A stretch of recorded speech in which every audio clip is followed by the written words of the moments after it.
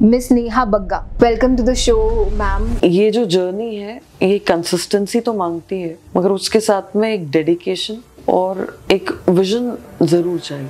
आपके अंदर वो चेंज आपने कब देखा? 2011 में अन्ना आंदोलन चालू हो गया। वहां से मेरे अंदर जागृति आई कि एक सिस्टम के खिलाफ लड़ने के लिए जब पूरा देश इकट्ठा हुआ है और मैं भी उसका एक छोटा सा हिस्सा हूँ, तो मुझे इससे जाके स्वतः जुड़ना चाहिए। मुझे खुद वहां पर जाना चाहिए और उसका पार्ट बनना चाहिए।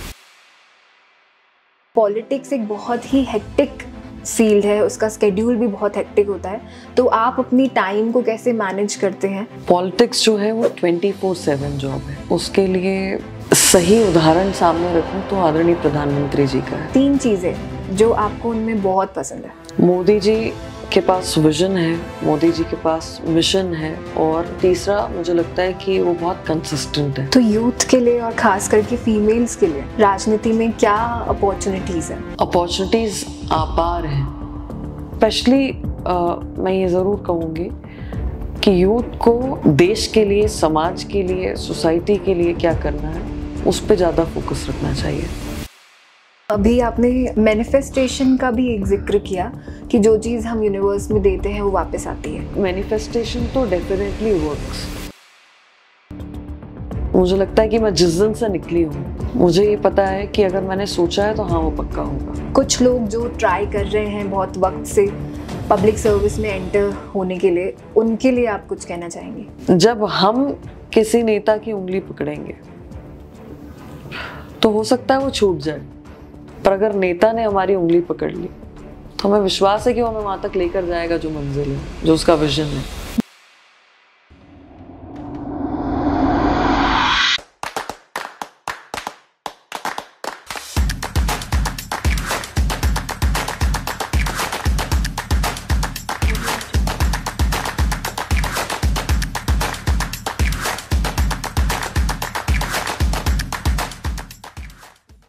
When things go wrong in life, it's your choice to become wise or wounded.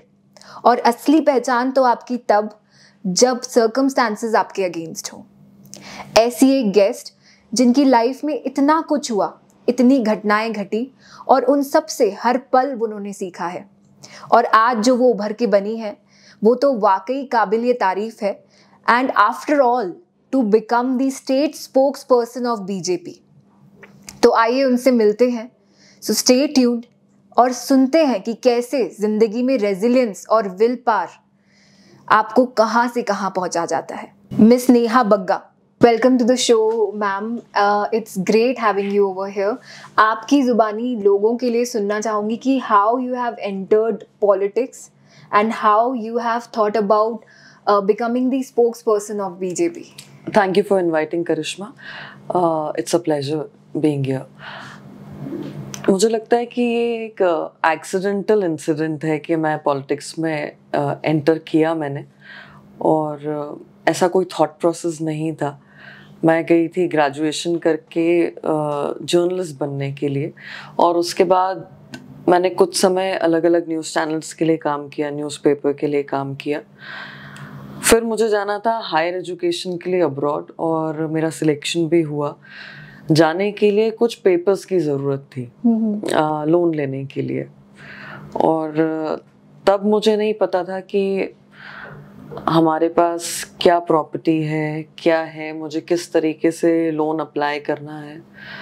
जब उसकी डेप्थ में मैं गई तो मुझे रियलाइज़ हुआ कि मेरे पास तो अपने फादर का डेथ सर्टिफिकेट भी नहीं है। तो डेथ सर्टिफिकेट जब तक नहीं मिलेगा तब तक प्रॉपर्टी के जो पेपर्स हैं उससे लिंक नहीं कर पाएंगे, और उससे लिंक नहीं कर पाएंगे तो लोन नहीं होगा। वहाँ से मैंने अपने ही घर में एक तरीके से परिक्रमा लगानी चालू की, एक चाचा के पास, दूसरे के पास, तीसरे के पास, दादाजी के पास, उनके भाइयों के पास, और बाय द टाइम ये जो परिक्रमा थी वो लगा के मैं एक सम अप करती और डेथ सर्टिफिकेट लेकर आती, वो जो जाने का टाइम ड्यूरेशन था वो निकल गया। ओके। और वहाँ से मुझे पता चला कि सिस्टम क्या है, घर वाले क्या हैं, प्रॉपर्टी कितनी बड़ी चीज़ होती है, और अगर फादर नहीं है तो उसके पीछे के एक्चुअल स्ट्रगल्स क्या है, क्योंकि बचपन से ही मम्मी ने बहुत, मुझे लगता है कि मासूमियत के साथ हम लोगों को रखा। उसमें मॉनेटरी टर्म्स बड़े नहीं थे, वैल्यूज ज्यादा बड़ी थी। और बहुत छोटी एज में ही मुझे लगता है कि जब मैं 8-9 स्टैंडर्ड में थी तो तब से कैंडल्स बनाना, चॉकलेट्स बनाना, कभी उसको आर्चीज पे रख देना अगर दिवाली है, चॉकलेट बना के जब क्रिसमस आता था तो उसको अलग अलग शॉप्स पे रखवा देना कि थोड़ा बहुत उससे इनकम जनरेट होगी और शायद मैं अपनी मदर को कुछ कंट्रीब्यूट कर पाऊंगी घर के लिए। मेरा भाई मुझसे 3 साल छोटा था, तो वो अपने से 1 ग्रेड 2 ग्रेड छोटे बच्चों को मैथमेटिक्स पढ़ाता था क्योंकि बहुत शार्प था। ओके। तो सामने, क्योंकि हम लोग के फ्लैट के सामने वाले जो फ्लैट्स थे वो सरकारी फ्लैट्स थे, तो वहाँ पर अलग अलग बैंक्स के बच्चे रहते थे, वो लोग आके पढ़ते थे। और देर आफ्टर फिर वापस मैं आपको लेकर आती हूँ उन पेपर्स पे, तो मुझे पता चला कि अच्छा डेथ सर्टिफिकेट लेने के लिए कहाँ जाना है, नगर निगम के ऑफिस से मिलेगा आपको वो। वहां पर मैं और मेरी मम्मी गए, तो जैसे गाड़ी से उतरे तो अलग अलग प्रकार के दलाल कह सकते हैं जो वहां पे घूम रहे थे। तो गाड़ी से उतरते ही, मैडम क्या करना है, तो पता तो कुछ था नहीं, डेथ सर्टिफिकेट बनवाना है, वो सामने सदर मंजिल है वहां पर बनता है, हाँ आप 2000 रुपये दे दीजिए और सर्टिफिकेट बन जाएगा। थोड़ा और आगे बढ़े, आप 1000 रुपये दे दीजिए तो सर्टिफिकेट बन जाएगा। थोड़ा और आगे बढ़े, तो ऐसे वो जितना दूर था पैसा ज्यादा था, जैसे जैसे पास आते गए वो पैसा कम होता गया। मैं काउंटर पे पहुंची और वहां पे लिखा था कि ये सभी सेवाएं जो है वो निशुल्क होती हैं। डेथ सर्टिफिकेट, बर्थ सर्टिफिकेट, ये सब निशुल्क बनाया जाता है। तो मैंने काउंटर पे आउट ऑफ क्यूरियोसिटी पूछा कि भाई लाइन से लोग मिल रहे थे, वो कह रहे थे कि इतना इतना पैसा लगेगा और फिर डेथ सर्टिफिकेट मिलेगा। तो काउंटर वाला जब तक जवाब देता, बाजू में एक सज्जन थे, वो अंकल मुझसे कहते हैं कि बेटा कोई पैसा नहीं लगता, आप सिर्फ ये फॉर्म भर के यहाँ पर देकर जाइए और आपका अगर कोई मोबाइल नंबर है तो वो भी दीजिए, मैं यहाँ पे बोल देता हूँ, वो आपको कॉल करेंगे। ठीक है, पर वो प्रोसेस कंप्लीट होते तक जो हायर एजुकेशन के लिए बाहर निकलना था वो तो खत्म हो गया, उसका टाइम ड्यूरेशन निकल चुका था। And there after death certificate, फिर प्रॉपर्टी के कागज निकालना और जो भी हमारे पास था जो पता नहीं था, वो सब निकालते निकालते एक लंबा समय निकल गया। वहां से आरटीआई लगाना सीखा, आरटीआई के पेपर्स आने चालू हुए, तो करीब करीब मुझे लगता है 500-600 पन्ने का एक फाइल मैंने तब तक रेडी की 1-1.5-2 साल में, जिसमें बहुत सारे डॉक्यूमेंट्स निकल कर आए।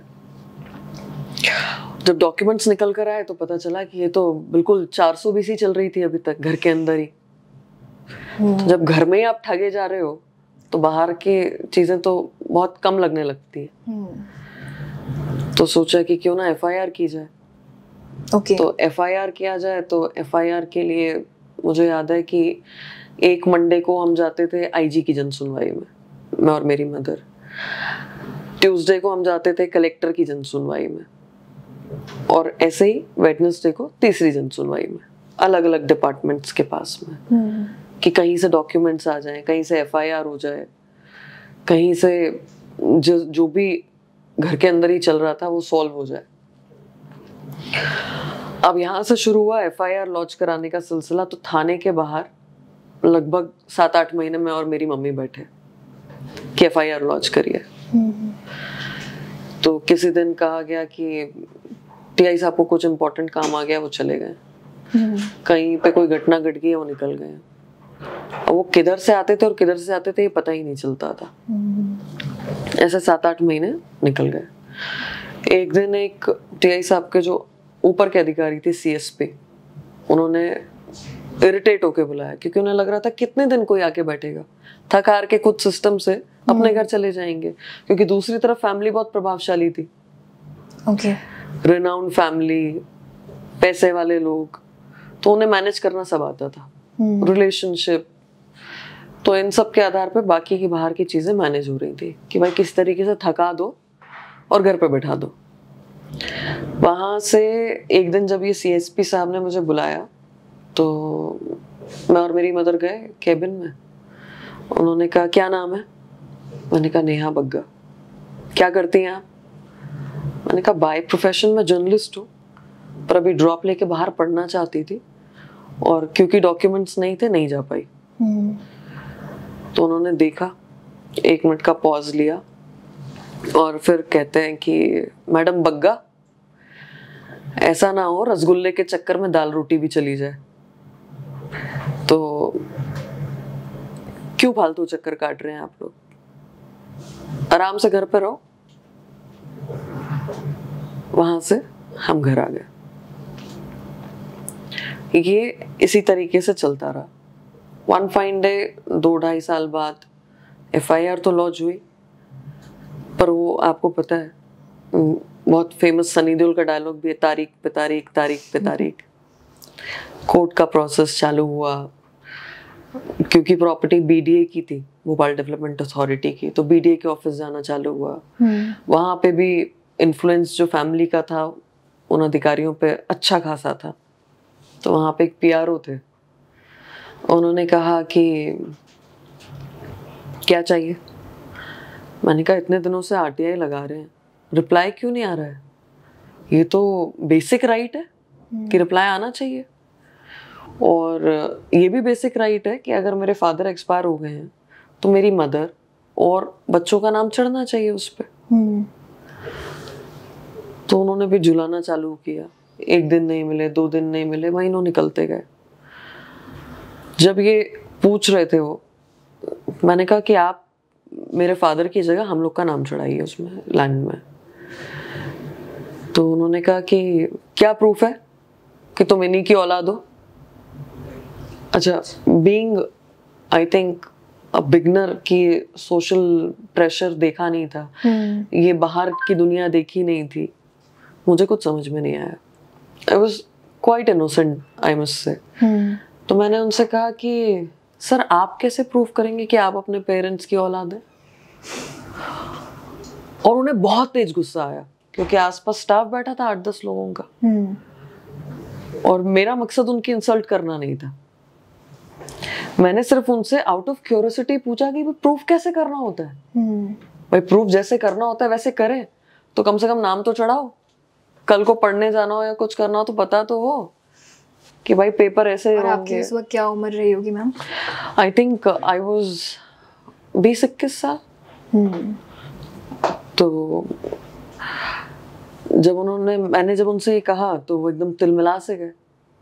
वो तिलमिला गए तो उन्होंने कहा व्हाट नॉनसेंस। तो मैंने कहा आपका सवाल जवाब नहीं मिलेगा तो मैं कैसे करूंगी उसको। उन्होंने कहा गेट आउट। स्टाफ आ गया, मैडम आप चलो बाहर। मम्मी से कहने लगे मैडम आप लोग बाहर निकलिए, यहाँ से बाहर जाइए। बाहर आ गए, घर पे पहुंचे। अब मुझे आंसर ही नहीं पता था कि भाई प्रूफ कैसे करना है कि औलाद हूं मैं नहीं की।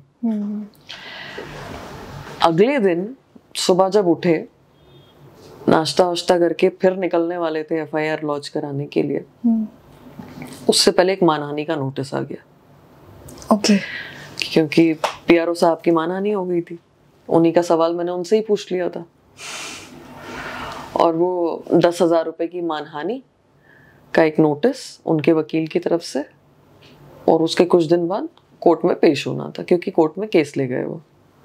उन्होंने कहा या तो आके सॉरी कह दीजिए, पैसा जमा कर दीजिए। मैं दोबारा गई। अब मैंने कहा कि ये आप तो बहुत बड़े अधिकारी लगते हैं, आपकी कीमत सिर्फ 10,000 रुपए की है क्या? ये आपने कहा? हाँ, उस उम्र में? हाँ। मैं कहा एक आप जवाब नहीं दे रहे सवाल पूछ के, दूसरा आप 10,000 रुपए की कीमत का एक नोटिस भेज रहे हो। तो स्वाभाविक है उन्हें बुरा लगना ही था। कोर्ट ले गए। अब मैं कोर्ट में जाके खड़ी हुई, पहली बार कोर्ट में एंटर कर रहे थे। अजीब अजीब से क्रिमिनल्स दिख रहे थे वहां पे उस कचहरी में। किसी को हथकड़ियां हाथ में लगी हुई, किसी को हाथ और पैर दोनों में वो बांध के पुलिस वाले लेकर आ रहे हैं। तो जज साहब आए, उन्होंने मुझे कहा कि वो देख रहे थे मुझे, तो कहते हैं बेटा आप तो बहुत अच्छी फैमिली से लग रहे हो। आप कोर्ट में क्या कर रहे हो, आपके लॉयर कौन है? तो मैंने कहा कि ये है मेरे लॉयर। क्या हुआ है? मैंने कहा मैं गई थी बीडीए में नाम चढ़वाने के लिए कि भाई मेरे पिताजी एक्सपायर हो गए लॉन्ग बैक, हमें प्रोसेस नहीं पता था उस समय, मेरी मदर हाउसवाइफ रही है और मुझे उनकी जगह अपना नाम चढ़ाना है। तो ये साहब जिन्होंने मानहानि का नोटिस भेजा और केस किया है, वो उन्होंने कहा कि तुम इनके औलाद हो, प्रूफ करो। अब मुझे नहीं पता प्रूफ कैसे करना है। मैंने उनसे पूछा आप कैसे प्रूफ करेंगे? तो उन्हें सुन के बहुत हैरानी सी हुई। मुझे लगता है कि हैरानी और डिसअपॉइंटमेंट उनके चेहरे पे दिख रहा था। तो उन्होंने उनके वकील को साहब के जोरदार फटकार मारी और कहा कि आप लोग को वहां पर लोगों की मदद करने के लिए बिठाया गया, उनको हैरेस करने के लिए नहीं। और उल्टा वो 10,000 जो मुझे देने का नोटिस आया था वो उन्होंने मुझे दिलवाया। वंडरफुल। मुझे लगता है कि जब तक हम जो चेंज चाहते हैं सोसाइटी में, उस चेंज का हिस्सा हम नहीं बनेंगे, उस सिस्टम में हम खुद नहीं आएंगे, तब तक ना आप किसी के प्रति एम्पैथेटिक हो सकते हो, ना आप वैसी पॉलिसीज बना सकते हो, और ना ही आप वैसा सिस्टम क्रिएट कर सकते हो अपने आजू बाजू। और बहुत इंटरेस्टिंग है कि जब मुझे 8-10 साल हो गए, मुझे भारतीय जनता पार्टी ने पैनलिस्ट बनाया, जब सारे पेपर्स में ये छपा कि कौन कौन पैनलिस्ट है, उसमें से एक मेरा भी नाम था। तो वो जो सीएसपी जो मैं आपको बता रही थी कि रसगुल्ले के चक्कर में दाल रोटी ना चली जाए, उनके पास नंबर था या उन्होंने नंबर कहीं से ढूंढा, तो उन्होंने मेरी मदर को कॉल किया और उन्होंने कहा कि नेहा जी से बात हो जाएगी। तो मेरी मम्मी ने कहा आप कौन बोल रहे हैं? उन्होंने अपना नाम बताया, फला फला ऑफिसर फला जगह से बोल रहा हूँ, आपको याद है आप लोग आए थे? तो मम्मी ने कहा वो तो कार्यालय में है, मैं आपको उनका नंबर देती हूँ, आप कॉल कर लीजिए। उनका कॉल आया, नेहा जी नमस्ते, मैडम आपने पहचाना? तो नाम सुनते ही मेरे मन में आया कि आपको कैसे भूल सकती हूँ। तो कहते हैं मैं वीवीआईपी सिक्योरिटी में एसपी हो गया हूँ, कभी भी आपको कुछ लगे तो बताइएगा। तो मेरे मन में आया कि अगर दृढ़ता से आप नहीं चलेंगे, फोकस्ड होके नहीं चलेंगे, एक विल पावर के साथ नहीं चलेंगे, तो शायद मैं भी डर के उस समय घर पे बैठ जाती। अगर मुझे मेंटल इमोशनल सपोर्ट मेरी मम्मी का नहीं होता, या जो लोग मुझे अच्छे मिल रहे थे उनका नहीं होता, तो शायद मैं भी हार मान के कहीं पे घर पर होती। मैम इस पे एक क्वेश्चन ज़रूर आएगा कि कैसे आपने बीजेपी ही और स्पोक्स पर्सन ही खुद को चुना और वो जर्नी क्या रही है आपकी। बट उससे पहले मेरा पर्सनल क्वेश्चन ये है कि आपने मुझे शुरू में कहा कि बचपन से ही आप बहुत पैम्पर्ड ब्रॉट अप हैं और आपने अपनी लाइफ में कुछ ऐसी क्रिएटिविटी भी एग्जीक्यूट करी है, जैसे कैंडल्स बनाना, चॉकलेट्स बनाना। तो एक फेमिनाइन एनर्जी होती है, being a female I can relate to that, कि वो सौम्यता होती है, इमोशनल हम ज़्यादा होते हैं, सिंपैथी ज़्यादा होती है लोगों को लेकर के। बट पॉलिटिक्स एक बहुत ही स्ट्रेट फॉरवर्ड और कहीं ना कहीं ब्रूटल फील्ड है, और आपने जैसे कहा कि उसमें रेजिलियंस और डिवोशन, और जब तक फोकस नहीं होगा इंसान उसमें एंटर नहीं कर सकता। आपके अंदर वो चेंज आपने कब देखा और कैसे आपने अपने अंदर वो काबिलियत बिल्ड करी है कि आप इतने अच्छी पर्सनालिटी बनकर निकली हैं? मुझे लगता है कि मैं पैम्पर्ड चाइल्ड तो नहीं थी, बट हाँ I was a love child. और क्योंकि फादर बहुत छोटी एज में एक्सपायर हो गए थे, जब हम लोग तीनों बहुत छोटे थे भाई बहन। मैं 4th स्टैंडर्ड में थी। मेरा भाई मुझसे 3 साल छोटा और बहन 2 साल की थी उस समय। तो बहुत छोटे में ही एक रिस्पॉन्सिबिलिटी वाला एहसास तो आ गया था, बिकॉज आई वॉज एल्डेस्ट। और वहां से मैंने आपसे कहा कि 8th 9th में मैंने चॉकलेट्स, कैंडल, पेंटिंग्स ये सब बनाना शुरू किया, उसको सेल करना शुरू किया। जब मैं 12th में आई तो 12th में स्कूल के साथ साथ में मैंने कॉल सेंटर में, एयरटेल का नया नया कॉल सेंटर आया था, उसको ज्वाइन कर लिया। एक तरफ 12th के बाद मैं एयर होस्टेस ट्रेनिंग कर रही थी, और दूसरी तरफ मैं इवेंट मैनेजमेंट में कंपनी में जॉब कर रही थी। तो लगातार मुझे लगता है कि एक रिस्पॉन्सिबिलिटी लेते हुए ही मैं अपनी लाइफ को आगे बढ़ा रही थी। एंड देयर आफ्टर जो ये बीच वाला टाइम पीरियड रहा, जब मुझे एक्चुअल में पता चला कि एक आम व्यक्ति किस तरीके से सिस्टम की चप्पल घिसता है, किस तरीके से उसे मेंटली हैरेस किया जाता है, और वहीं से जब ये सब चल रहा था, अचानक से देश में एक उम्मीद जागी और 2011 में अन्ना आंदोलन चालू हो गया। और जिस तरीके से मुझे लगता है कि सिर्फ देश में रहने वाला यूथ नहीं, बल्कि जो प्रवासी भारतीय बाहर रह रहे थे वो भी वापस आ गए बहुत बड़ी संख्या में। उन्होंने इस आंदोलन का सपोर्ट किया, क्योंकि वे जानते थे कि कहीं पे सिस्टम करप्ट है, कहीं पे ब्रूटैलिटी है, कहीं पे कोई सुनने को तैयार नहीं है, और अपने ही मदहोश होके एक सिस्टम चल रहा है एक पुराने तरीके से। वहां से मेरे अंदर जागृति आई कि एक सिस्टम के खिलाफ लड़ने के लिए जब पूरा देश इकट्ठा हुआ है और मैं भी उसका एक छोटा सा हिस्सा हूं, तो मुझे इससे जाके स्वतः जुड़ना चाहिए, मुझे खुद वहां पर जाना चाहिए और उसका पार्ट बनना चाहिए। वहां से मैंने अन्ना आंदोलन में पार्टिसिपेशन अपना चालू किया। आंदोलन से लगातार जुड़े रहे, लोगों से मिले, लोगों को मोटिवेट किया। एक होप जो जागी थी कि शायद सिस्टम को बदलने के लिए कोई एक ऐसा सिस्टम डेवलप हो रहा है या होगा जिससे कि ये जो डे टू डे प्रोसेस में जो खामियां हैं उसमें सुधार लाया जा सकता है। पर विद द टाइम हमने देखा कि वो सिस्टम भी कैसे करप्ट हो गया। कुछ एग्जाम्पल जो अन्ना आंदोलन से निकला हुआ एक दल बना, वो दल छोड़ के दलदल बन गया। जो कुछ अलग करने आए थे, जो रोज कागज दिखाते थे, सूटकेस दिखाते थे कि मेरे पास ये कागज है, वो कागज है, हम लोकपाल लाएंगे, वो सब तो कुछ हुआ नहीं। बल्कि इस देश ने जो विश्वास करके इतना बड़ा आंदोलन खड़ा किया था, उसके साथ विश्वासघात कर दिया।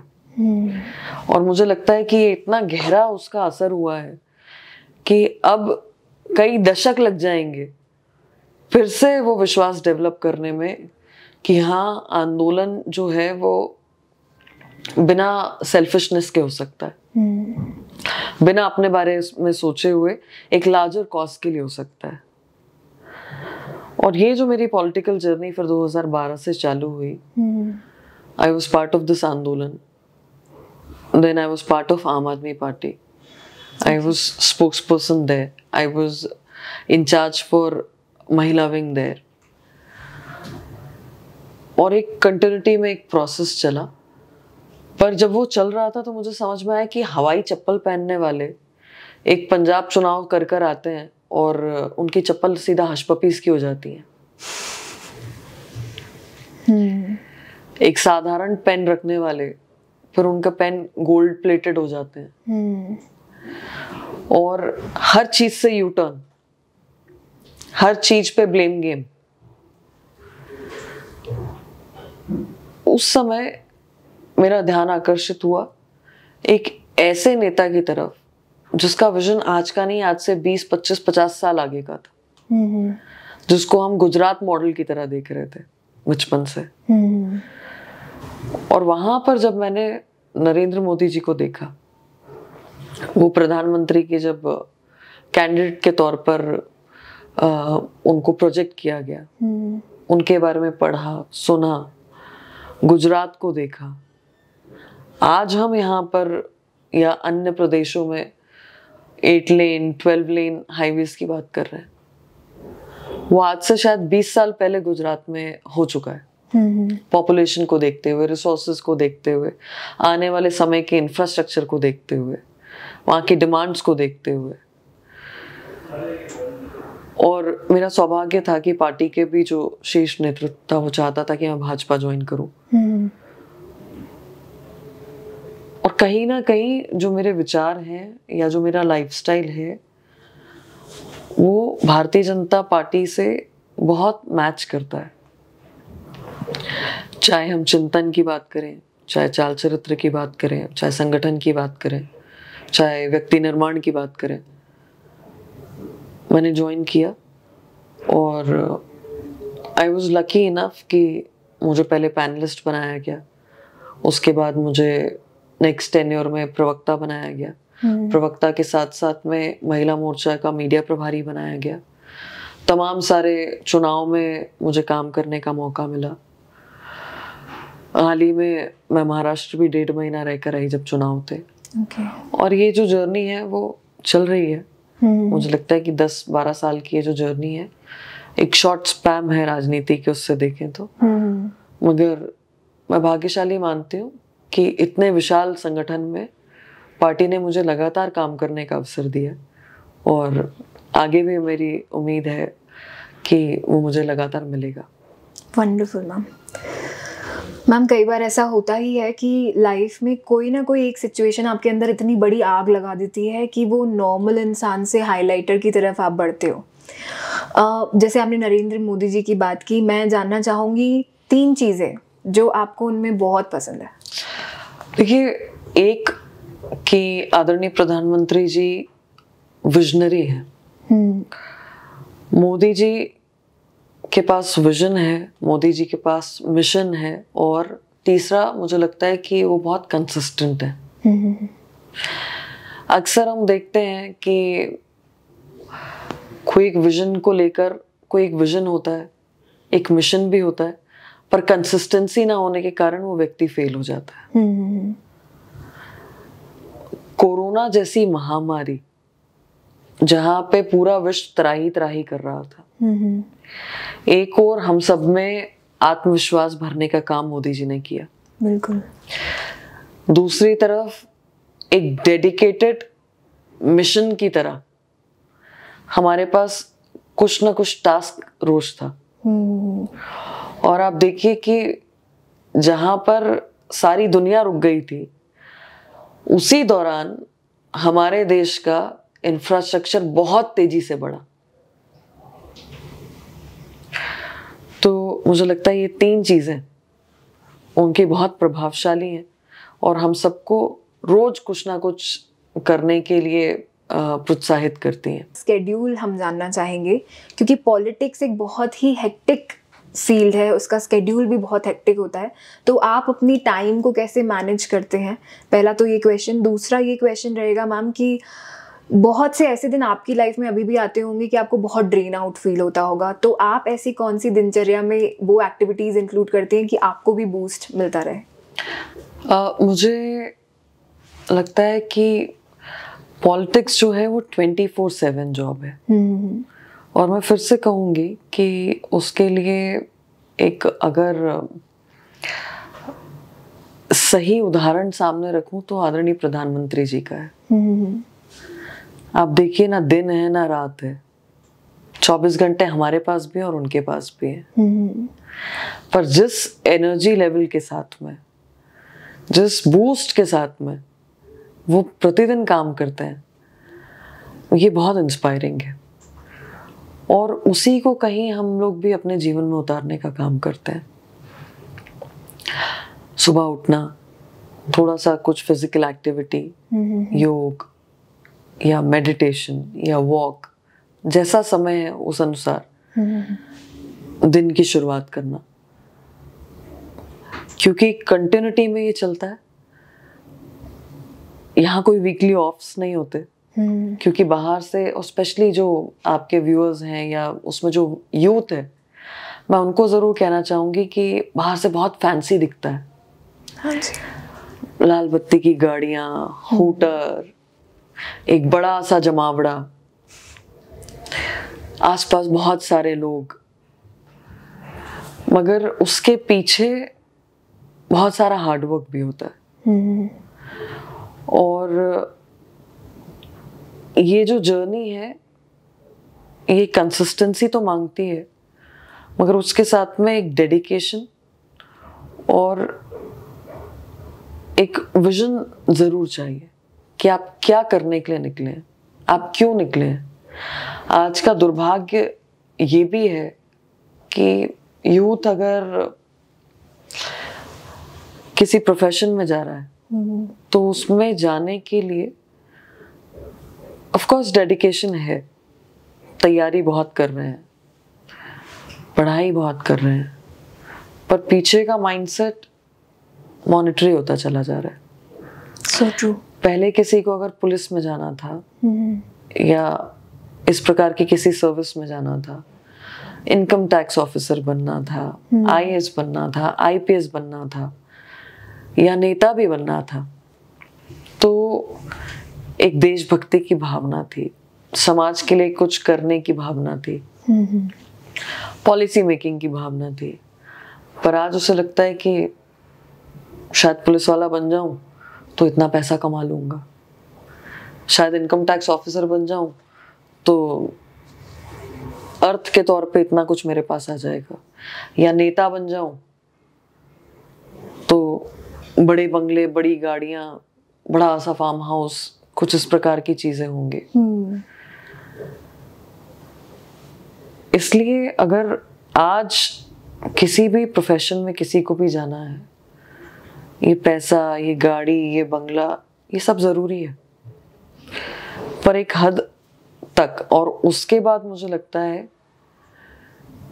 कि जो मेन हमारा जो जन्म हुआ है वो कुछ करने के लिए है, कुछ डिफरेंस लाने के लिए, कुछ समाज को देने के लिए। एग्जैक्टली जो आप बात कर रहे हैं, मेरे दिमाग में छावा मूवी चल रही है। हिस्ट्री में भी इतनी मिसालें हैं कि जो डिवोशन, जो डेडिकेशन उस वक्त था लोगों में कि किसी के लिए मरने के लिए भी तैयार, वो आज की डेट में लोगों में बहुत कम होता जा रहा है। फैमिली में ही, इंटर फैमिली में ही मेंबर्स ही आपस में मॉनेटरी चीज़ों को लेकर के इतना जब हम भेदभाव रख रहे हैं, लड़ रहे हैं, तो और क्योंकि सोशल सिस्टम्स ऐसे हो गए मैम, मतलब लोगों को जज किया जाता है, आपका बैंक बैलेंस से ही आपकी इमेज बनने लग गई है। मुझे लगता है कि जज होता है या नहीं पता नहीं, पर साइकोलॉजिकली हम सोचते हैं कि हमें जज किया जा रहा है। ये जितना कुछ भी है ये सब यहीं रह जाएगा, वो गाड़ी, वो बंगला, वो पैसा, वो सब कुछ यहीं रह जाएगा। तो इसलिए हमें हमारी लिमिटेशंस पता होनी चाहिए और हमें आगे क्या करना और हम ये क्यों कर रहे हैं उसकी बहुत क्लैरिटी होनी चाहिए। कोई हमारा अपना भी अगर डेथ हो जाती है उसकी, वो मर जाता है, 24 घंटे से ज्यादा हमारे घर में नहीं रहता। जिसने हमें पैदा किया, जो हमारा जीवन साथी है, जिसे हमने पैदा किया, तो फिर ये मटेरियलिस्टिक जो चीजें हैं ये कितने दिन रहने वाली हैं, या जिसके पीछे हम दौड़ रहे हैं वो कितने दिन रहने वाला है। इसलिए बहुत क्लैरिटी चाहिए इन सब चीज़ों में उतरने के लिए और किसी भी प्रोफेशन में आने के लिए। और स्पेशली मैं ये ज़रूर कहूँगी कि यूथ को इस माइंडसेट से बाहर आके देश के लिए, समाज के लिए, सोसाइटी के लिए क्या करना है उस पे ज़्यादा फोकस रखना चाहिए। और वो एक सूक्ति भी है संस्कृत की, उद्मेन ही सिद्धंति कार्याणि न मनोरथे सुप्तस्य सिंहस्य प्रविशन्ति न मुखे मृगः।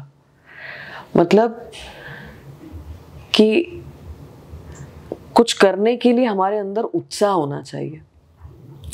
उदाहरण के तौर पे कि एक शेर है, अगर वो सोते सोते अलसाते अलसाते सोचे कि मैं सोता रहूंगा और एक मृग मेरे मुंह में आ जाएगा और मेरा पेट भर जाएगा या मेरा काम हो जाएगा, तो ऐसा नहीं होता। शेर तो जंगल का राजा है, फिर भी उसे कुछ मेहनत करनी होती है, कुछ फोकस चाहिए उसे। तो हम तो मनुष्य हैं, हमें भी उस दिशा में आगे बढ़ना चाहिए। और उसी तरीके से मैं ये बात भी ज़रूर फिर से कहूँगी कि जो यूथ है, अगर आप कमाना चाहते हैं, अगर आप पैसा बनाना चाहते हैं, अगर आप आबो हवा देख कर आ रहे हैं, तो कृपया करके राजनीति में मत आइए। तो यूथ के लिए और खास करके फीमेल्स के लिए राजनीति में क्या अपॉर्चुनिटीज हैं? अपॉर्चुनिटीज अपार हैं। और स्पेशली जब हम पॉलिटिक्स की बात करते हैं तो मैं ये कहूँ कि हम सोसाइटी को अक्सर मेल डोमिनेंट कहते हैं, पुरुष प्रधान कहते हैं, पर मैं इसे नहीं मानती। यहाँ पर जेंडर की कोई लड़ाई है ही नहीं। हाँ, एक समय आया कि आक्रांता हमारे देश में आए, परिस्थितियां बदलती चली गई, घूंघट, पर्दा प्रथा, हमारे अपने खुद के प्रोटेक्शन के लिए हमने इसको फॉलो किया। पर हमारा देश तो वो देश है जिसमें तर्क वितर्क में भी महिलाएं सामने बैठती थी, जिसमें हम देखते हैं कि ऋषिकाएं हमारे पास कितनी महिलाएं हुई हैं। और केवल हमारे यहाँ हुआ है, पूरे विश्व में कहीं नहीं हुआ। गार्गी, अपाला, ऐसी अनेकों ऋषिकाएं हैं हमारे पास। आप देखिए कि माँ देवी अहिल्याबाई होलकर हो गई, झांसी की रानी हो गई। वहां से लगाकर जो हमारा देश चला आ रहा है, आज हम देखते हैं कि कितनी ही केंद्रीय मंत्री हमारे पास महिला हैं, मुख्यमंत्री हमारे पास महिला है। हाल ही में देश की राजधानी दिल्ली में मुख्यमंत्री महिला आई। सर्वोच्च जो हमारे देश का पद है राष्ट्रपति का, वहां पे कैसे एक निम्न वर्ग से अपनी मेहनत कर छोटे छोटे पायदानों को पार करके आदरणीय राष्ट्रपति के तौर पे आज द्रौपदी मुर्मू जी पद को सुशोभित कर रही हैं। हम देख रहे हैं कि जो सबसे छोटी पंचायत है देश की, वहां से लेके उच्च तक महिलाएं हैं। पंच, सरपंच, पार्षद, महापौर, विधायक, मंत्री, सांसद, केंद्र में मंत्री, और आज भी विदेश मंत्री के तौर पर सुषमा जी की मिसाल दी जाती है। So true. कभी देश ने सोचा नहीं था कि विदेश मंत्रालय जैसा मंत्रालय कोई महिला चलाएगी। कभी देश ने नहीं सोचा था कि रक्षा मंत्री महिला बनेगी। कभी देश ने नहीं सोचा था कि वित्त मंत्री, फाइनेंस मिनिस्टर महिला होगी। महिलाओं को हमने एक ब्रैकेट, एक पॉकेट में रख दिया था। महिला मतलब महिला बाल विकास, इससे ज्यादा तो कुछ सोचा ही नहीं उनके लिए। पर आज देश में एक ऐसा पुरुष है जो प्रधान सेवक है, जो हमारे प्रधानमंत्री हैं, वो महिला रिजर्वेशन बिल लेकर आए। उच्च पदों पर रहने वाली महिलाओं ने ये नहीं सोचा। सोनिया जी वहां पर रही, चाहती उनकी सरकार लगातार केंद्र में थी। 60-65 साल ये नहीं हो पाया। महिला जैसे अधिकार मांगने की जरूरत ही नहीं है, वो तो अपने आप में पूर्ण है। हम जैसे प्रकृति और पुरुष की बात करते हैं ना, तो प्रकृति ही जीवन देती है। और इंडिया मतलब हिंदुस्तान में इस चीज की मिसाल सबने देखी है। वापस आप पे आते हैं मैम कि बीइंग अ फीमेल लीडर, जो भी आज हमारे व्यूअर्स आपको देख रहे हैं, पॉलिटिक्स की तो हमने बात की ही, इसके अलावा भी जैसे मीडिया में, एंटरटेनमेंट में जो आजकल का एक एरा निकला है, आप बात कर रहे थे कि आजकल ऐसे लोग बचे ही नहीं हैं जो अपने आप को झोंक दे किसी चीज़ में। और कहीं ना कहीं हम अपने आसपास ये देखते आ रहे हैं कि अब जो जनरेशन आ रही है उनके अंदर से इनबिल्ट वो चीज़ है ही नहीं, क्योंकि स्क्रॉलिंग, इंस्टाग्राम, सोशल मीडिया, वो सिंपैथी, वो रेजिलियंस, वो विल पावर, वो आजकल बहुत डाइल्यूट हो गई है। तो उस चीज़ का एसेंस लोगों को पता ही नहीं है, वो उन्होंने चखा ही नहीं है, जो हम और आप शायद थोड़ा लेवल पे चख रहे हैं। ऐसे व्यूअर्स, ऐसे यूथ, ऐसी फीमेल्स जो अपने अंदर वो चीज़ एक वॉइड फील करती हैं, एक गैप फील करती हैं, उनके लिए आप क्या कहना चाहेंगे? मुझे लगता है कि टेक्नोलॉजी बहुत इम्पोर्टेंट है, बट टू एन एक्सटेंट हमें इससे दूरी बनाना भी आना चाहिए। एक समय था जब जॉइंट फैमिलीज सब कुछ थी। बच्चा हंस रहा है, खेल रहा है, कुछ भी कर रहा है, तो कोई ना कोई हमेशा पास रहता था। कहानी नानी सुना रही है,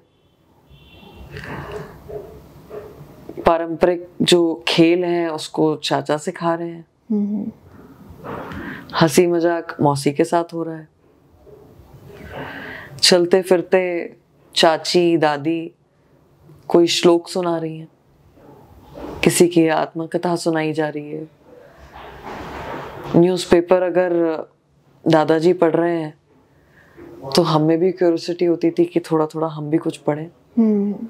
क्या है, क्यों रोज पढ़ते हैं, एक रीडिंग हैबिट वहां से कल्टीवेट होती थी। अब ये सारा कुछ दूर हो गया है। मैम आजकल लड़कियां खुद बोल करके ऐसे शादी करती हैं कि हमें जॉइंट फैमिली नहीं चाहिए, हमें भी वर्किंग रहना है, हस्बैंड को भी वर्किंग रहना है, हम कहीं अलग रहेंगे। दे इनिशिएट कि आप अपने पेरेंट्स से भी दूर रहें, अपनी जॉइंट फैमिली से भी दूर रहें, जबकि वो चीज़ का एसेंस वो खो दे रही हैं कि उनके बच्चों को कभी भी दादा दादी का प्यार, जॉइंट फैमिली का जो आप कह रहे हैं एक सिनेरियो, एक जो अमालगमेशन होता है फैमिली का, वो कभी मिल ही नहीं पाएगा। और इसीलिए हम देख रहे हैं कि तमाम सारी समस्याएं जो हैं वो घर के अंदर आ रही हैं, बच्चों में आ रही हैं। क्योंकि जब अलग अलग इमोशंस अलग अलग लोगों से मिलते थे, अलग अलग शिक्षा मिलती थी, तो वो ग्रोथ बहुत तेजी से होती थी। आज जब दोनों पेरेंट्स अगर वर्किंग हैं तो वो काम पर जाएंगे, आएंगे, अपने काम के टेंशन होगा या वर्कलोड होगा या पेरेंट्स को अपना खुद का थोड़ा स्पेस चाहिए होगा कि वो अपने साथ थोड़ा सा समय अकेले बिता सके, तब ये बच्चा जो है वो नेग्लेक्टेड फील करता है। और इस वजह से कभी टेक्नोलॉजी उसका स्पेस ग्रैब कर लेती है, कभी गलत आदतें कर लेती हैं, कभी वो डिप्रेशन का हिस्सा बन जाता है। और वो लोनलीनेस जो है वो जब घर करती है तो वो किसी भी चीज़ की तरफ अट्रैक्ट होता है। So true. सो आई थिंक कि ये सबका जो कॉम्बिनेशन है उस परंपरा में हमें शायद दोबारा जाने की जरूरत है। और बहुत सारे यंगस्टर्स अब वापस उस तरफ आगे बढ़ भी रहे हैं, क्योंकि वो जानते हैं कि यही हमारा एसेंस है, यही हमारी ग्रोथ है और इसी से हमारी फैमिली सही डायरेक्शन में चलेगी। तो आई थिंक कि बीइंग अ फीमेल बहुत सारे चैलेंजेस तो होते हैं, पर coming back to political journey या ये सबसे, कई बार आपका दिन बहुत अच्छा है, कई बार बहुत टायरिंग है, कई बार बहुत डिप्रेस्ड भी है। जैसे मैं आपको बताऊं कि बहुत 10-12 साल पुरानी एक घटना है। एक लड़की को उसका पड़ोस का एक लड़का बहुत परेशान कर रहा था और क्योंकि वो वैसा रिस्पॉन्स नहीं दे रही थी, वो फ्रेंडशिप करना चाहता था, तो उसने उसके ऊपर लाकर मिट्टी का तेल डाल दिया और उसे जला दिया।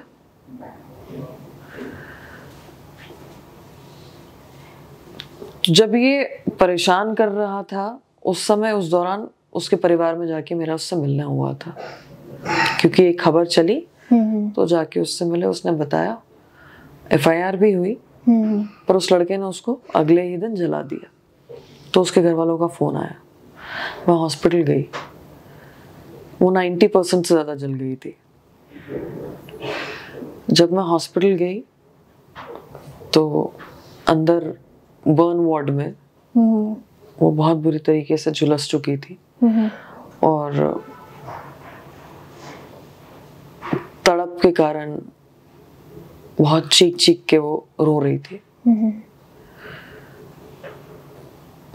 लगातार जब उसने मुझे मेरी तरफ देखा तो बस वो एक ही चीज कह रही थी, दीदी कुछ भी करो मुझे बचा लो, कुछ भी करो मुझे बचा लो।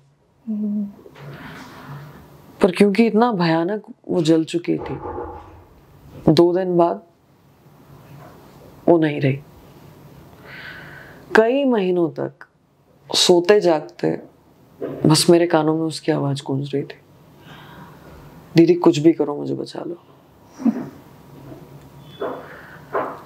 कई ऐसे इंसिडेंट होते हैं जो आपको झंझोर के रख देते हैं। उस समय हम लोगों ने भी प्रयास किया, कई सारे एक्टिविस्ट निकल कर आए कि एसिड और ये सब जो है इतना इजी अवेलेबल नहीं होना चाहिए। और फिर कानून भी बने, तमाम इंसिडेंट्स होने के बाद में इजी अवेलेबिलिटी भी खत्म हुई। मगर मुझे लगता है कि कई चीज़ें आपको मेंटली डिस्टर्ब करती हैं, उसके सॉल्यूशन के लिए आगे बढ़ना पड़ता है, हार ना मान के लगातार चलना पड़ता है, ताकि जो कल घटा वो आने वाले कल को ना घटे। तो तमाम चीज़ें ऐसी भी होती हैं। So true, ma'am. Narendra Modi ji विपश्वी हैं, विपश्यना करते हैं वो मेडिटेशन। और जब मैंने उनके बारे में ये जाना कि वो विपश्यना करते हैं तो उनकी तरफ मेरा लगाव और बढ़ गया। मैंने भी विपश्यना बचपन से ही फॉलो किया है। माइंडेल एक कॉन्शियस लिविंग प्लेटफॉर्म है और शायद एक अलग तरीके से, लेकिन हम भी आप ही की तरह चाह रहे हैं कि लोगों के अंदर रेजिलियंस पैदा हो। कॉन्शियस जब एक इंसान हो जाता है तो मुझे नहीं लगता वो कभी भी एक इंसान दूसरे इंसान की तरफ गलत इंटेंशन के साथ कोई एक्ट करेगा। आपने कहा आप भी अपनी दिनचर्या में ध्यान और योग फॉलो करते हैं और मोदी जी ने भी ध्यान और योग को बहुत इम्पोर्टेंस दी है, तो इस चीज़ में आपका क्या एक्सपीरियंस रहा है? मुझे लगता है कि ये बहुत इम्पोर्टेंट है कि आप कुछ समय अपने लिए निकालें। मेडिटेशन करने का प्रयास मैं कई बार करती हूँ, पर मुझे लगता है कि अभी भी वो उतना सक्सेसफुल नहीं हुआ है। बहुत कंटिन्यूस प्रोसेस है, बहुत शांत करके अपने आप को ध्यान लगाया जा सकता है। और मुझे लगता है कि मोदी जी ने तो इसको निरंतर आगे बढ़ाने का काम किया है। योग जो हमारी परंपरा है उसको जिस तरीके से वर्ल्ड वाइड मोदी जी लेकर गए हैं, ये हम सबके लिए ब्लेसिंग है। क्योंकि आज सुकून शांति लोग पैसा देके खरीद रहे हैं। आज हम देखते हैं कि हम लोग तो बहुत ब्लेस्ड हैं कि हमारे पास ये सारी क्रिया है, पर आप विदेशों में देखो तो वो गुस्सा निकालने के लिए भी सब इकट्ठे हो रहे हैं, बड़े बड़े हथौड़े ले रहे हैं और ज़मीन पर ठोक रहे हैं, कहीं टायर पर ठोक रहे हैं, जोर जोर से चीख रहे हैं, चिल्ला रहे हैं। वहाँ पे एक्चुअली ऐसे यूनिट्स बने हुए हैं कि आप जा करके अपना गुस्सा निकाल सकते हो, कोई भी चीज़ तोड़ सकते हो। और वैसे देखा जाए तो मैम अब ऐसा टाइम आ गया है पिछले खास करके 5-6 सालों में कि फॉरेनर्स इंडिया आ रहे हैं और वो ज़्यादा अच्छे से इन चीज़ों को फॉलो कर रहे हैं। हिंदुस्तान में जितना लोग अपनी ही चीज़ों को इम्पोर्टेंस नहीं दे रहे थे आज तक, फॉरेनर्स जब से इन चीज़ों को अपनाने लग गए हैं, हम भी उस चीज़ में फिर जाके डल रहे हैं। ये एक हीन भावना मुझे लगता है कि बहुत पुराने समय से हम भारतीयों के अंदर कूट कूट कर डाली गई थी। जो हमारी स्व की भावना है उसको खत्म करने के लिए, उसको कुचलने के लिए। वरना हमारे पास चाहे योग हो, चाहे आयुर्वेद हो, चाहे हमारे पारंपरिक कपड़े हो, डिशेस हो, खान पान हो, उसको पीछे धकेला गया था। और बहुत सिस्टमैटिकली अलग अलग प्रकार की इंडस्ट्रीज को प्रमोट करने के लिए जो हमारी चीज़ें हैं उसको हमसे दूर किया गया। पर हमने देखा कि कोविड का काल में किस तरीके से आयुर्वेद, योग, मेडिटेशन, हमारे ट्रेडिशनल डिशेस, हमारे जो भी ट्रेडिशन है वो किस तरीके से आदरणीय प्रधानमंत्री जी के आग्रह पर, उनकी बातचीत से हम सब ने न केवल उसकी ओर ध्यान दिया बल्कि वापस उसको अपने जीवन में लाने का प्रयास किया है। और ये एक शुभ संकेत है कि हम वापस अपनी चीजों के लिए आगे बढ़ रहे हैं। आज अगर G20 का सम्मेलन होता है, वहां के जब राष्ट्रीय अध्यक्ष आते हैं तो गंगा जी में जाके स्नान करते हैं। यहाँ से ताजमहल की आकृति ले जाने की बजाय जो हमारा वे ऑफ लिविंग है, गीता जी को लेकर जाते हैं। जब यहाँ पर कोई डिग्निटरी आता है तो उसे हम कोदो कुटकी, जो हमारा ट्रेडिशनल फूड है, उसके कुकीज खिलाते हैं, उससे बने हुए अलग अलग डिशेस खिलाते हैं। और हम देख रहे हैं कि देश के अंदर भी और बाहर विदेशों में भी किस तरीके से हमारे ट्रेडिशन की एक छाप जा रही है, किस तरीके से हम विश्व के कोने कोने में पहुंच रहे हैं, किस तरीके से हमारा ट्रेडिशनल चीज़ें जो हैं वो वहाँ तक पहुँच रही हैं, हम उसको एक्सेप्ट कर रहे हैं। खादी जो केवल नेताओं का एक कुर्ते पजामे के तौर पर होकर रह गया था, आज फिर से लोग खादी को अपना रहे हैं। जो हमारी वेदर कंडीशंस को देखते हुए हमारा जो कपड़ा था उसको हम फिर से यूज में ला रहे हैं। मसाले हमारे जो नेचर के अकॉर्डिंगली हमें मुझे लगता है कि एक खजाना प्राप्त है, वो वापस से हमारे जीवन में हमने उतारने का काम किया है। वरना हम कहाँ भाग रहे थे? फास्ट फूड की तरफ। जबकि हमारे पास इतनी सारी हमारी खुद की चीजें हैं जो न केवल हमारे बॉडी पैटर्न को, हमारे नेचर को, हमारे क्लाइमेट के तरफ से हमें मिली हुई हैं। आज हम एक मिथ कह लें या एक भेड़ चाल कह लें, उसके लिए हम अलग अलग प्रकार की चाय की पत्तियों की तरफ आगे बढ़ रहे थे। पर हमारे पास हमारी चीजें हैं, काढ़ा है हमारे पास में, तमाम चीजें हैं। तो मुझे लगता है कि ये स्व की भावना फिर से जागृत हुई है। और एक बहुत अच्छा प्रसंग भी है विवेकानंद जी का, मुझे लगता है कि वो सबको जानना चाहिए। विवेकानंद जी एक बार विदेश यात्रा पर गए और करिश्मा वहाँ पे कुछ लोगों उनको लेने के लिए आए। विवेकानंद जी से पूछा कि hello Vivekananda ji, how are you doing? तो उन्होंने जवाब नहीं दिया। अब ये जो लोग आए थे विदेशी उनको लेने के लिए, उन्हें लगा हो सकता है कि विवेकानंद जी को इंग्लिश समझ में नहीं आ रही होगी। तो वो कहते हैं कि विवेकानंद जी आप कैसे हैं, क्या चल रहा है? तो विवेकानंद जी ने पॉज जो उनका चल रहा था उसको खत्म करके कहा, I am good thank you. अब ये हैरान परेशान, ये सोच में पड़ गए कि जब मैं इंग्लिश में पूछ रहा था तो इन्होंने जवाब नहीं दिया, अब हिंदी में पूछ रहा हूं तो इंग्लिश में जवाब दे रहे हैं। और यही सवाल उन्होंने विवेकानंद जी से पूछा।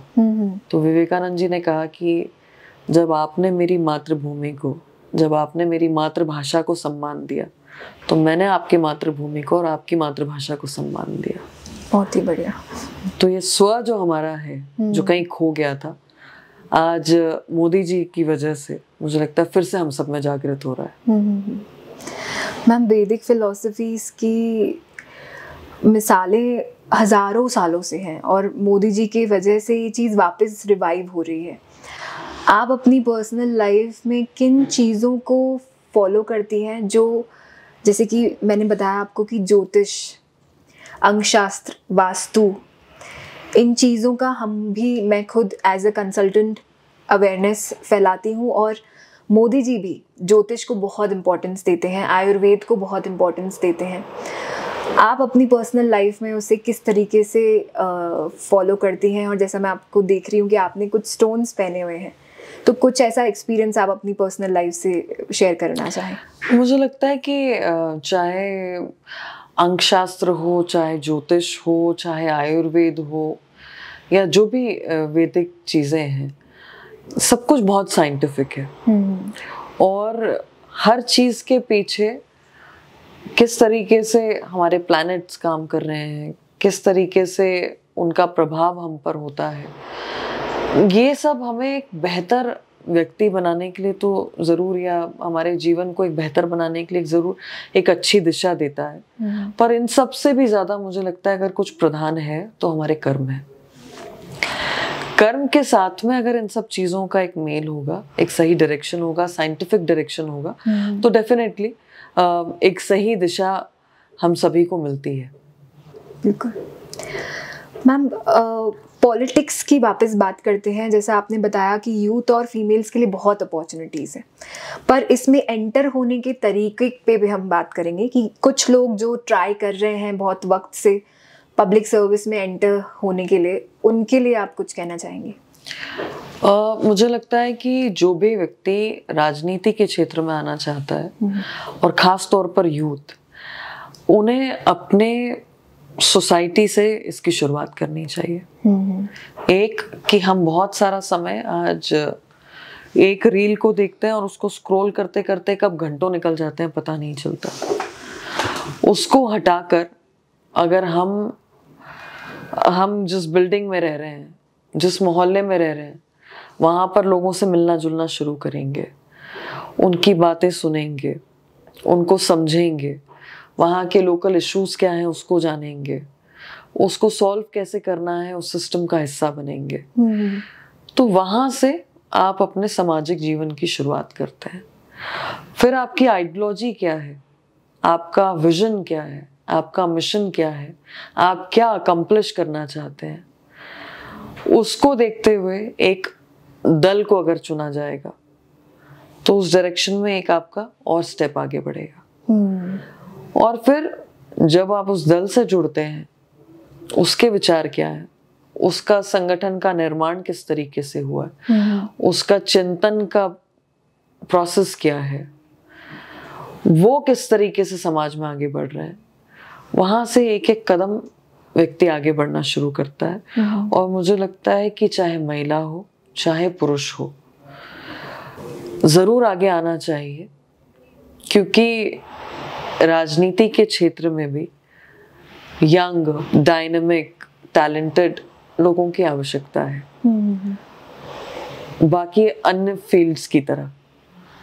और मैं तो अपने आप को बहुत भाग्यशाली, गौरवशाली मानती हूँ कि मैं उस दल का हिस्सा हूँ जिसने महिलाओं के लिए 50% का आरक्षण नगर निगम, नगरीय निकाय, पंचायत के चुनाव में किया। मैं उस पार्टी का हिस्सा हूँ जिसके प्रधान सेवक मोदी जी ने 33% का रिजर्वेशन महिलाओं के लिए विधानसभा, लोकसभा, राज्यसभा में किया, जिसने अनेकों महिलाओं को संगठन में कार्य करने का अवसर दिया है। और एकमात्र भारतीय जनता पार्टी है जिसकी जो मेन बॉडी है उसमें महामंत्री भी महिला है, उसमें उपाध्यक्ष भी महिला है, उसमें प्रदेश मंत्री भी महिला है, उसमें प्रवक्ता भी मेरी तरीके से कई महिलाएं हैं। और नीचे जो सबसे छोटी इकाई है जिसको हम पन्ना कहते हैं, जो मंडल के बाद नीचे आती है, परिवार प्रमुख, उसमें भी 33% रिजर्वेशन रख के महिलाओं को संगठन में लाने का काम किया है। तो सबसे छोटी इकाई से लेकर जो हमारी सबसे ऊपर की पंचायत, राज्यसभा है या राष्ट्रपति है, उसमें महिलाओं को बराबरी से और शायद ज़्यादा ही काम करने का अवसर भारतीय जनता पार्टी दे रही है। तो आपकी स्ट्रीम कुछ भी हो सकती है, आप किसी भी फील्ड में ग्रेजुएट, पोस्ट ग्रेजुएट हो सकते हैं। अगर आपकी इच्छा समाज में काम करने की है, समाज के लिए है, तो राजनीति का क्षेत्र मुझे लगता है उन लोगों के लिए है। और एक बात और बहुत ज़रूरी है, छोटे छोटे जो अभियान चलते हैं, जब वो एक व्यक्ति से अनेकों को जोड़ लेते हैं तो जन अभियान बन जाते हैं। उदाहरण के तौर पर स्वच्छ भारत अभियान, अगर मैं उसको वाकई में आगे लेकर जाना चाहती हूँ तो ज़रूरी है कि मैं वो कचरा जो चॉकलेट में खा रही हूँ या जो फल फ्रूट में खा रही हूँ, वो खा के अपनी गाड़ी से बाहर ना फेंकूं, एक पॉलिथीन में इकट्ठा करूँ और फिर जाके उसको डस्टबिन में डालूं।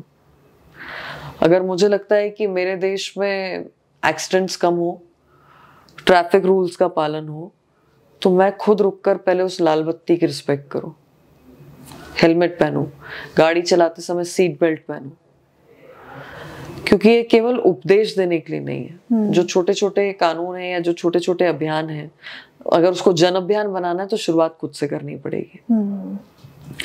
और लीडर वो नहीं होता जो किसी चीज को थोपे।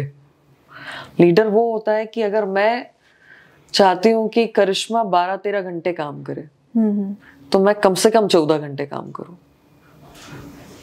तब वो मेरी लीडरशिप होगी, तब मेरी लीडरशिप को एक्सेप्ट करने के लिए सामने वाला तैयार होगा।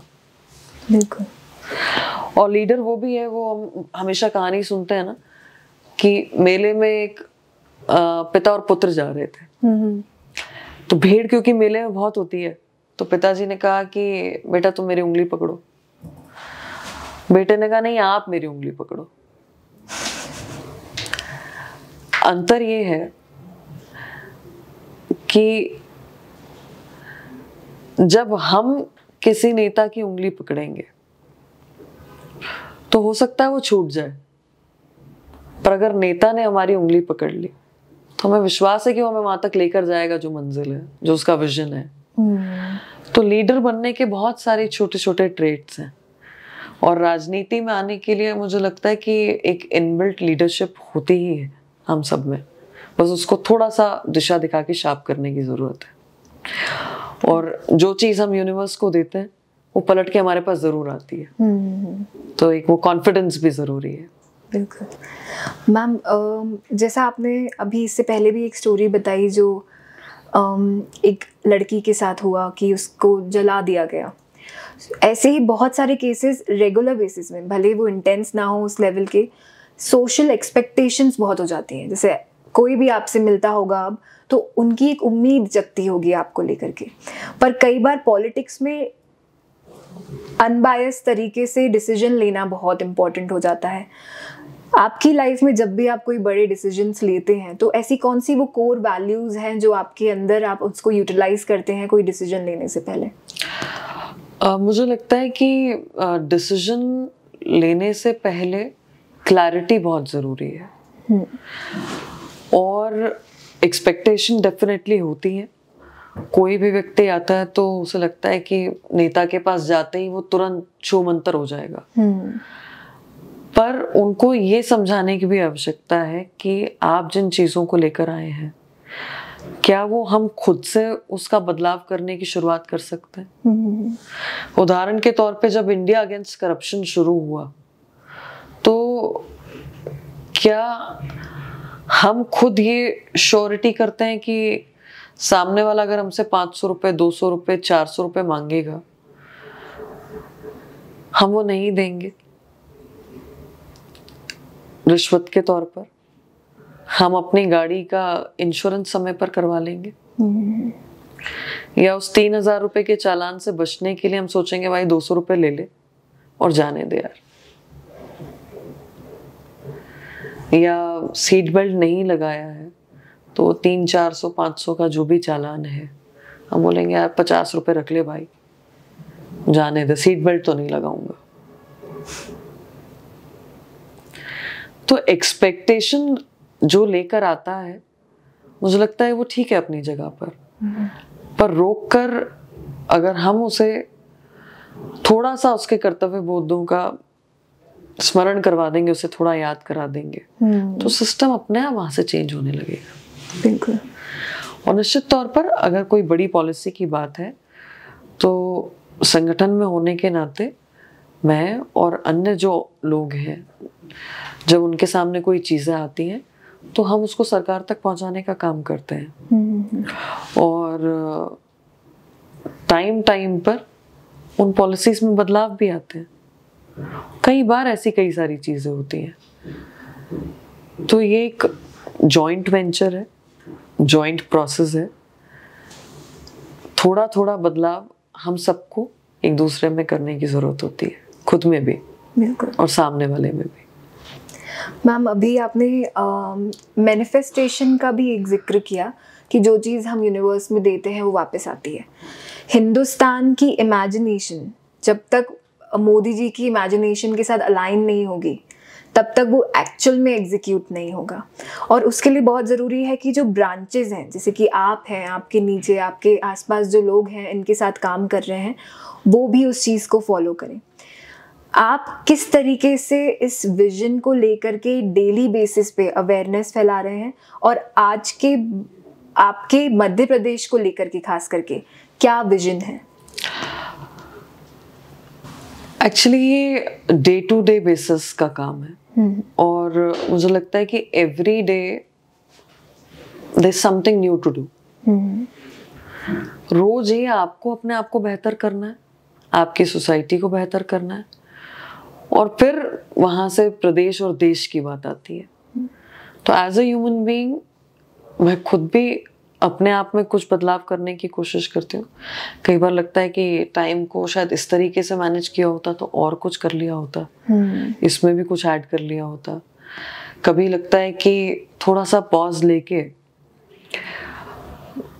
अपनी स्ट्रेंथ्स को और जोड़ा होता तो एक स्ट्रॉन्ग हेडेड माइंड के साथ मैंने और अच्छा डिसीजन लिया होता।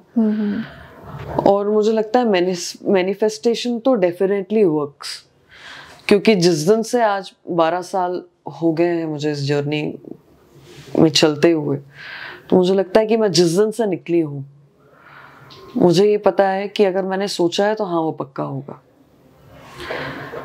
और इसीलिए मैंने आपसे कहा कि जो रसगुल्ला दाल रोटी मुझे याद दिला रहे थे वो लौटकर मुझे कॉन्ग्रेचुलेट करने के लिए आए, बिकॉज आई न्यू कि आई डू इट, होगा ये मुझसे। और इस तरीके से कर्म को करते हुए चलना और उसको मैनिफेस्ट करने से डेफिनेटली वो आता है। मैम, हर दिन जो ये ज़ील आपके अंदर है, जो आग है, हर दिन वो कौन सी अंदर की चीज़ है जो आपको इतनी इंटेंसिटी से आगे बढ़ा रही है? जब हम सोच के चलते हैं कि हमें किसी और के लिए कुछ करना है, हमारा अपना कोई स्वार्थ नहीं है, जो जीवन मिला है उसे देकर जाना है किसी को, तो ये जो ललक है वो लगातार बढ़ती जाती है। वो डेडिकेशन खुद ब खुद आपके अंदर आता है, वो इंस्पिरेशन मुझे लगता है कि आसपास की वाइब्स आपको देती है, वो कॉन्फिडेंस आसपास के लोग आपको देते हैं। अगर आप किसी के लिए खड़े हैं, उसके सुख में उसके दुख में कुछ काम करने के लिए, किसी चीज को और बेहतर बनाने के लिए, एंड आई थिंक कि ये हम सब में होती है, इसको सिर्फ लगातार जगाने की जरूरत है। और इसके लिए तो मैं सबसे ज्यादा अगर किसी को रोल मॉडल मानती हूँ तो मैं अपनी मदर को मानती हूँ। उसी एनर्जी के साथ रोज सुबह 5 बजे उठना, ना कोई संडे है ना कोई मंडे है, ना कोई वीक ऑफ है ना किसी और प्रकार की छुट्टी है। घर को मैनेज करना, बाहर देखना, हम लोग का ध्यान रखना। घर परिवार में 2 ऐसे इंसिडेंट्स होने के बाद कि मेरे फादर नहीं रहे, फिर मेरा भाई नहीं रहा, पर जिस तरीके से हम लोगों को संस्कार दिए, हमें शिक्षा दी, हमें मोटिवेट किया कि जो भी हम दोनों बहनों को करना है वो हम करें, हम लोगों में कॉन्फिडेंस दिखाया। मुझे लगता है कि वो रीढ़ की हड्डी है हमारी, और उसी डेडिकेशन के साथ हमें बाहर निकलना है कुछ देने के लिए। मैम, अगर ज़्यादा पर्सनल ना लगे तो I would want to know कि आपके ब्रदर के साथ क्या हुआ? जब मैं 4th में थी तो मेरे फादर को ब्रेन हैमरेज हुआ था। ओके। और जब मैं 11th स्टैंडर्ड में थी, मेरा भाई मुझसे 3 साल छोटा था, उसे उस समय कुछ एक सार्स नाम की एक बीमारी आई थी, तो भोपाल से 2 बच्चे एक्सपायर हुए थे। वो वायरस कहीं बाहर से आया था, विदेश से, और डॉक्टर्स ना भोपाल में ना दिल्ली में वो डायग्नोस कर पाए। वेट उसका एकदम कम होने लगा, खांसी, कफ, फीवर, और फिर कुछ दिन बाद वो भी एक्सपायर हो गया। तो वो डायग्नोस तो नहीं हो पाया क्योंकि वो अचानक से एक नया कोई वायरस आया था। पर 2 बार इस प्रकार के हादसे होना फैमिली के लिए एक बहुत बड़ा ब्रेकडाउन था, स्पेशली मुझे लगता है मेरी मदर के लिए। क्योंकि हम तो ये देख रहे थे और समझ रहे थे, और क्या होता है बस समझने की कोशिश ही करते रह गए। तो बार बार बस मुझे ये लगता है कि सोशल सेक्टर में होने के नाते हमें, या बीइंग अ ह्यूमन बीइंग, हमें रोज कुछ सीखना है, रोज कुछ समझना है, और फिर कुछ करने के लिए निकल पड़ना है।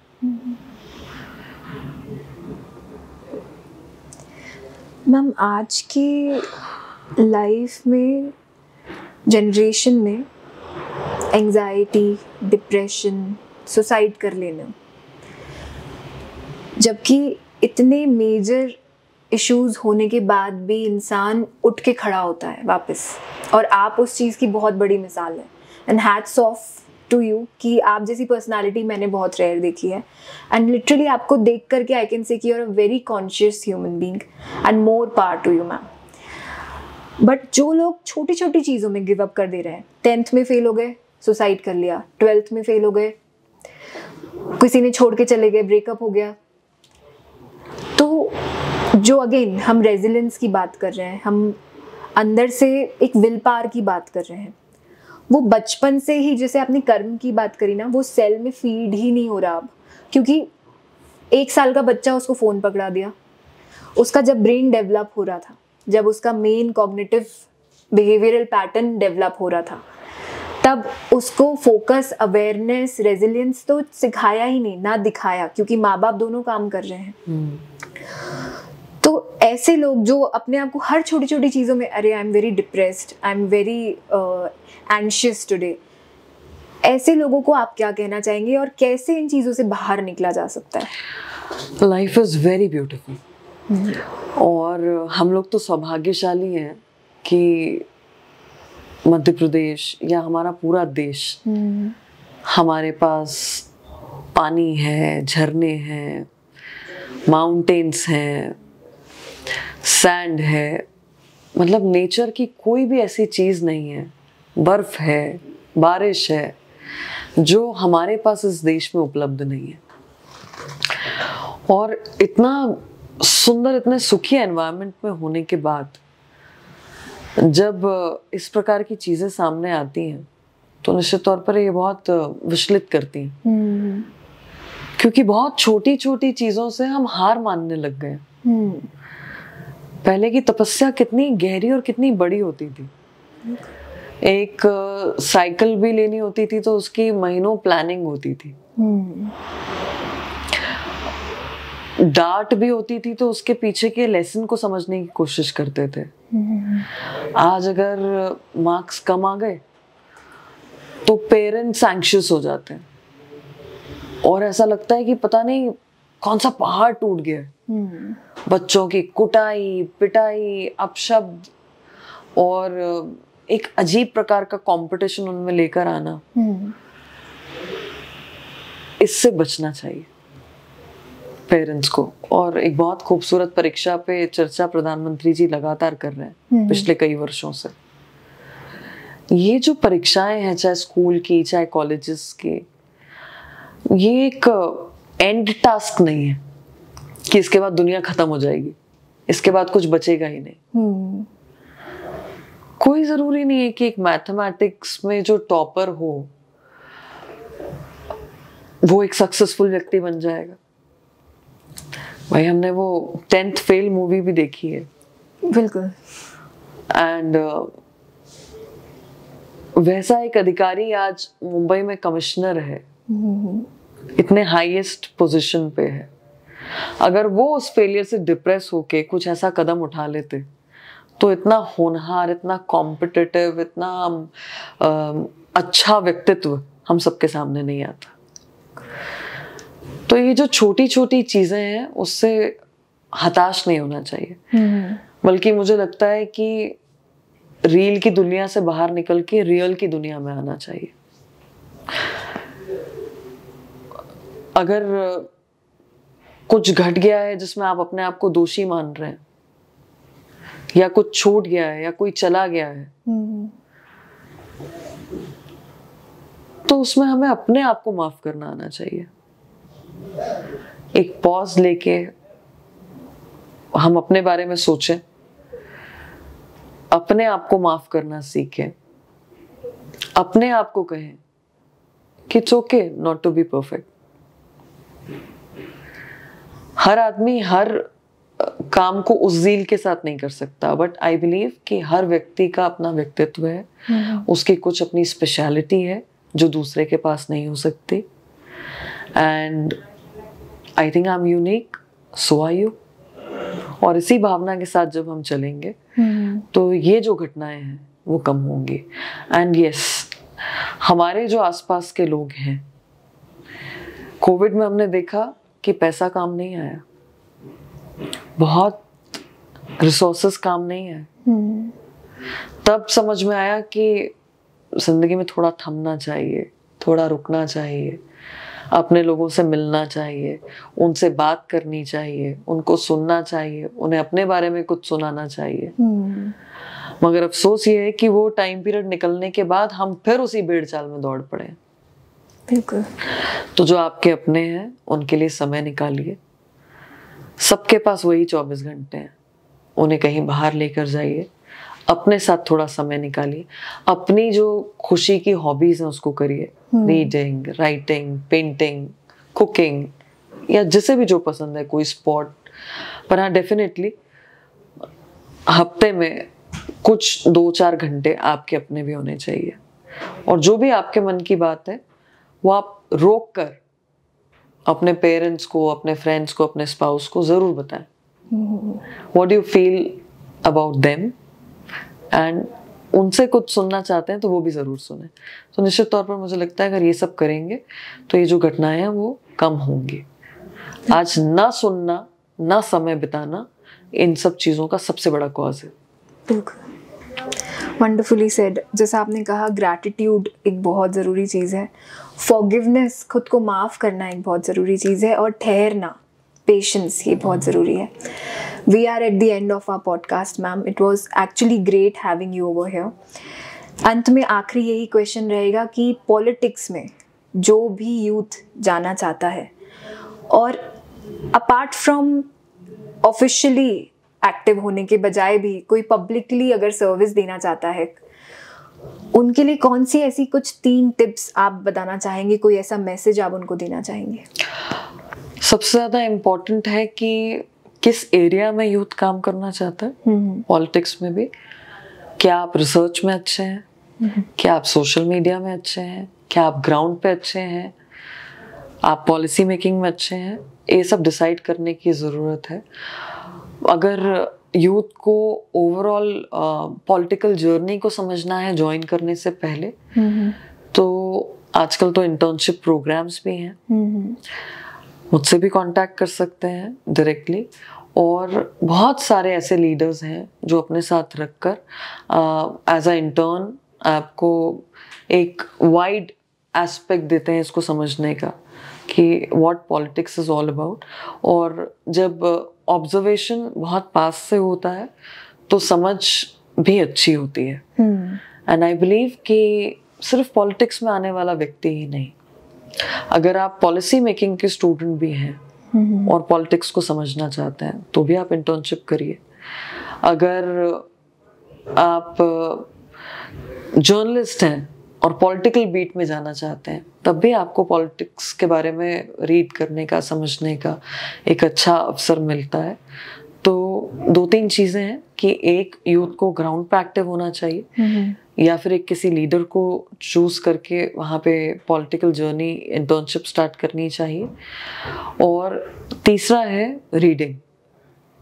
अगर आपकी कोई आइडियोलॉजी है उस आइडियोलॉजी को और जो उसकी ऑपोजिट आइडियोलॉजी है, दोनों को पढ़ के कंपेयर करने का जो एक अच्छा मेथड है पॉलिटिक्स को समझने के लिए, अगर इन 3 मेथड से कोई यूज जाएगा तो डेफिनेटली वो पॉलिटिकल सिस्टम का एक अच्छा हिस्सा बन सकता है। बहुत ही बढ़िया मैम। मैम, ऐसे व्यूअर्स जो आज आपको देख रहे हैं जिनका शायद पॉलिटिक्स से कोई रिलेशन नहीं है और आज उन्होंने आपको बहुत करीब से जाना है और उन्हें एग्जैक्टली पता चला है कि आप जैसी हैं वो क्यों हैं और आपके अंदर की वैल्यू सिर्फ आपके बातों में नहीं, आपके एक्शंस में, आपके रहन सहन में भी दिखती है। ऐसे व्यूअर्स जो आपको देख रहे हैं उनके लिए अगर आप एक कोई भी मैसेज जो आप देना चाहें और ऐसा कोई मैसेज जो लाइफ टाइम आप एज एन अवेयरनेस लोगों तक पहुंचाना चाहते हैं। मैं सिर्फ यही कहूँगी कि पॉलिटिक्स गंदी नहीं है, पॉलिटिक्स ब्रूटल नहीं है, ये बाकी किसी भी अन्य प्रोफेशन जैसा ही है। हाँ, ये प्रोफेशन नहीं है, ये एक 365 दिन 24 घंटे चलने वाला काम है। और राजनीति को जिस तरीके से अब देखा जाने लगा है, मुझे लगता है कि उसके लिए बहुत सारी सिचुएशन, बहुत सारे लोग जिम्मेदार हो सकते हैं, पर ये एक बहुत अच्छी जगह है जहाँ पर अच्छे लोगों की आवश्यकता है जो इसे और अच्छा बना सकते हैं। आज भी हमारे पास अलग अलग दलों से, अलग अलग राजनीतिक पार्टियों से कई अच्छे लोग मिलते हैं और कई बुरे भी हैं। तो निश्चित तौर पर अगर आप किसी चीज को बदलता हुआ देखना चाहते हैं, अच्छा चाहते हैं, तो उसको सबसे पहले अपने जीवन में उतारिए और उसको जीवन में उतारने के साथ में उसका हिस्सा बनिए। तो मैं तो ये कहूँगी कि बहुत बड़ी संख्या में यूथ को, हर एज ग्रुप के लोगों को इससे जुड़ना चाहिए और सिस्टम का हिस्सा बनना चाहिए। बहुत ही बढ़िया ma'am. It was actually a very value additive podcast और आप जैसे और भी लोग बड़े आपके थ्रू, आप जितना इन्फ्लुएंस कर रहे हैं दुनिया में सबको, आई गेस आप चेंज ला रहे हैं बहुत हद तक।